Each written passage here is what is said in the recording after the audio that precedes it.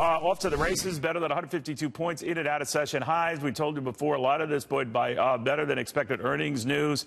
IBM, a big catalyst today, accounting for about 100 points of that gain. Very, very different environment than what it was 30 years ago. Tomorrow, of course, the formal anniversary of the 1987 stock market crash, when in one fell swoop in one day, the Dow lost about a quarter of its value. This gentleman was, of course, way too young to remember that, if he was even born then. I'm talking about financial historian, market expert John Steele Gordon. John, very good to have you. I'm glad to be here. Could it happen again of that magnitude, what happened that day? Sure. It probably will at some point. Yeah. But that could be 20, 30, 50 years from now. But it will happen again. All right. We always get different crashes at different times for different reasons. Of course, in 1929 and the 1987 one, we've had crashettes or something since. We've certainly had big pointage drops. They're all for different reasons, though, right? I mean, but commonly we get ahead of ourselves, right? Yes, the market goes up too far, and then there's a correction, and then people panic, and sometimes margin calls and things like that can cause it to snowball. And that's what happened in 1929, was the margin calls kept, you could borrow, buy stock on 10% margin. And so stock goes down at one point, they're selling you out. Yeah. Now, in 87, I think a lot of people were leaving for the exits at the same time. They thought they had insurance to cover that, program trading to give themselves a sort of a front row position, but it didn't work out that way. It's especially if everyone exits at the same time. Right? No, well, this is what they call portfolio insurance, which is supposed to take the risk out of stock investment, which is, good luck on that. Of course you can't. Yeah. Risk has to equal reward.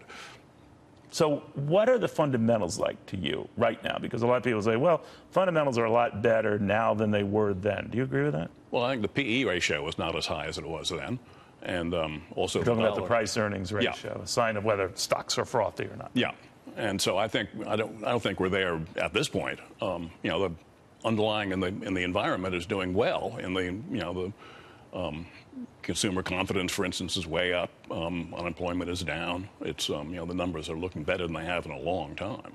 Do you ever go with the contrarian view that good news can be interpreted as bad news? For example, when there's now, Investors Intelligence came out with numbers that showed more bulls than bears.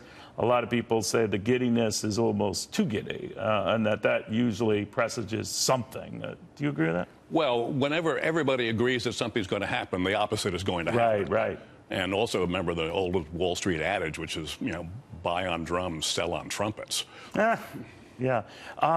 A lot of young people approach me, John, and they invariably say, because they hear all this talk about the market hitting records every day, blah, blah, blah, a 4,000-point climb this year.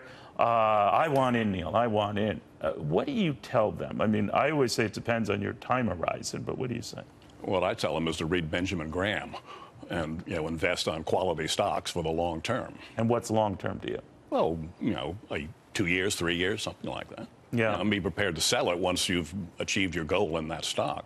But it's the underlying value in the stock that's important, not what the market is doing. You can't invest in the market, really. But a lot of people do, right? They funds that mimic or the market or the averages. This idea that you're richly rewarded over many years doing that, you could argue that in some periods that had not been the case. It took a long, long time for the markets to come back after, the 2000 highs, certainly for the NASDAQ. So is there a rule of thumb, or does it vary on the individual? I think it varies on the individual, how old you are, how bold you are. Right. And what makes investments make one person very unhappy is the other person is perfectly happy to do it. Yeah. The global situation, black swan events that we don't plan on can always change everything. A world war could do it. A world war would do it. A world war would do it. See?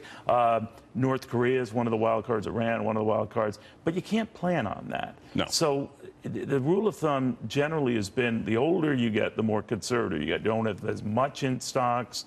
Do you subscribe to that? Absolutely. Because if you're in your 20s, you have a long time to recover if necessary. Right. Whereas if you're in your 60s thinking about retiring and all of a sudden, poof, there goes your portfolio. Well, then it's back to work. A lot of people say a bubble is building, not so much in stocks, but in bonds, in interest rates that are extremely low, and people have gotten kind of extremely used to it. And they don't remember, as I remember, my first mortgage being at around 13.5%, and my wife and I thought we were financial geniuses. But you tell young people that today, they just think you're nuts. So perspective, again, to your point, is everything. What do you tell people who worry just about that maybe we're missing what's fueling this, the low interest rates that can't be sustained like forever? No, they can't. I mean, they're going to revert back to normal, which is, what, 3 or 4%. Right. And Still triple where we are, right? Yeah, now they're at 1%, but it's going to revert back to the normal at some point. Does the debt worry you at these levels, that there's not much wiggle room for problems? Well, that's the national debt is, of course, higher than it's ever been. And it's over 100% for the first time since 1946. And, we get into a really big problem, a Great Depression or a Great War. Well, you can't borrow a dollar twice until you pay it back once. I like that. Real quickly, this market, this Dow, this level, a lot of people say it's Donald Trump and those tax cuts. What do you say? Oh, I think the tax cuts is a big factor in it. And so if you don't see the tax cuts, then what? Well, then you're going to get a correction of some sort, yeah. Okay, we'll watch that. John Steele Gordon, business financial historian, wasn't even alive during the '87 crash, but see, he provided some valuable perspective on